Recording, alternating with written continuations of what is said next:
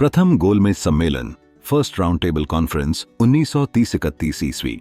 नमक यात्रा के कारण ही अंग्रेजों को यह एहसास हुआ था कि अब उनका राज बहुत दिन नहीं टिक सकेगा और उन्हें भारतीयों को भी सत्ता में हिस्सा देना पड़ेगा। इस लक्ष्य को ध्यान में रखते हुए ब्रिटिश सरकार ने लंदन में गोलमेज सम्मेलनों का आयोजन शुरू किया। अंग्रेज सरकार द्वारा भारत में संवैधानिक सुधारों पर चर्चा के लिए 1930 से 1932 ईस्वी के बीच सम्मेलनों की एक श्रृंखला के तहत 3 गोलमेज सम्मेलन आयोजित किए गए थे।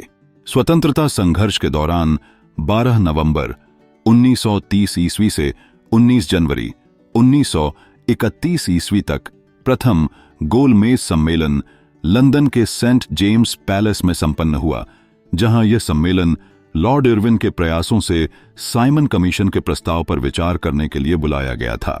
इस सम्मेलन का उद्घाटन ब्रिटिश सम्राट जॉर्ज पंचम ने किया तथा इसकी अध्यक्षता तत्कालीन प्रधानमंत्री रैमजे मैकडोनाल्ड ने की थी।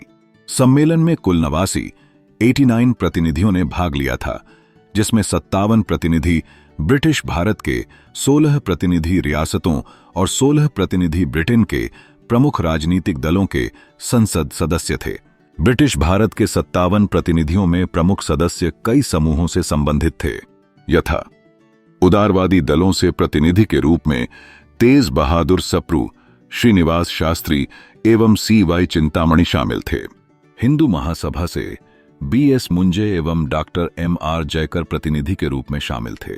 मुस्लिम लीग से मोहम्मद अली जिन्ना, मोहम्मद अली जौहर, आगा खां, फजलुल हक एवं शफी मोहम्मद जफरुल्लाह प्रतिनिधि के रूप में शामिल थे। इसी प्रकार सिख समूह से सरदार संपूर्ण सिंह, दलित वर्ग से भीमराव अंबेडकर, व्यापारी वर्ग से होमी मोदी, आंग्ल भारतीय ईसाई वर्ग से KT पाल तथा एक अन्य सदस्य सुंदर सिंह मजीठिया सम्मेलन में प्रतिनिधि के रूप में शामिल थे। देशी रियासतों में मैसूर, ग्वालियर, बड़ौदा, भोपाल, पटियाला, बीकानेर एवं अलवर आदि राज्यों के 16 प्रतिनिधि थे। राजस्थान से अलवर के महाराजा जय सिंह प्रभाकर और बीकानेर के महाराजा गंगा सिंह प्रतिनिधि के रूप में शामिल थे। सम्मेलन में बोलते हुए जॉर्ज पंचम ने विभिन्न वर्गों तथा अल्पसंख्यकों के हितों की सुरक्षा का आश्वासन दिया। उपस्थित सदस्यों में विभिन्न मुद्दों पर मतभेद आरंभ से ही दिखाई देने लगा था। भारतीय प्रतिनिधि जहां भारत के लिए एक संघ की स्थापना पर बल दे रहे थे, वहीं अनेक अंग्रेज प्रतिनिधि भारत को डोमिनियन स्टेट्स प्रदान करने के पक्ष में नहीं थे। इसी प्रकार डॉक्टर BR अंबेडकर अनुसूचित जातियों के लिए पृथक निर्वाचन की व्यवस्था चाहते थे तथा मुसलमान एक ही साथ सांप्रदायिक पृथक निर्वाचन, संयुक्त निर्वाचन प्रणाली, जनसंख्या के अनुपात में प्रतिनिधित्व एवं अधिप्रतिनिधित्व की बातें कर रहे थे। फलतः सम्मेलन का कोई सर्वमान्य नतीजा नहीं निकल सका।